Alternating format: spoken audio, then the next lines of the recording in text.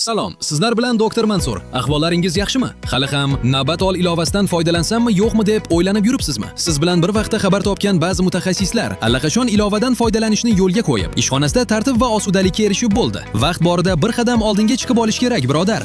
Ha, boshida biroz qiyindek tuyulishi mumkin, ammo ishoning, vaqti kelib bugun ilovadan foydalanishni boshlaganingiz uchun menga rahmat aytasiz. Navbat ol ilovasini ofislarda soatlab navbatda turgan har qanday mijoz ishlatgisi keladi. Faqat ular ilova orqali navbat olib kelsa-yu, siz jonli navbatdagilarni qabul qilib yuborsangiz-chi degan qo'rquv bor xolos ularda. Hurmatli doktorlar, hoziroq ilovadan ro'yxatdan o'ting. Ilovani yuklab olishlari uchun mijozlarga qulay joyga QR kodli bannerlarni yopishtiring va har bir kelgan mijozingizga ilova orqali navbatga yozilib kelishi mumkinligini, ilova orqali o'z vaqtida kelganida ularni kutirmasdan qabul qilishingizni tayinlab boring. Mana ko'rasiz, hech qancha vaqt o'tmay, barcha mijozlaringiz uydan, ishxonasidan turib navbatingizga yozila boshlaydi. Ofisingiz ozoda, telefoningiz tinch va asaplaringiz joyida bo'ladi. Aytingchi, qachon biz ham tartibli ishlash tizimiga o'tamiz? Kimdir boshqalardan bir qadam oldinga chiqish kerak. Ana o'shanda rivojlanish bo'ladi. Mijozlarni yo'qotib qo'yaman deb qo'rqmang. Mijozlar allaqachon bunday ilovalarni ko'rgan, mazasini biladi. Hali ham o'ylanib o'tiribsizmi? Hoziroq Telegram orqali navbat ol support botga yozing. Ular sizga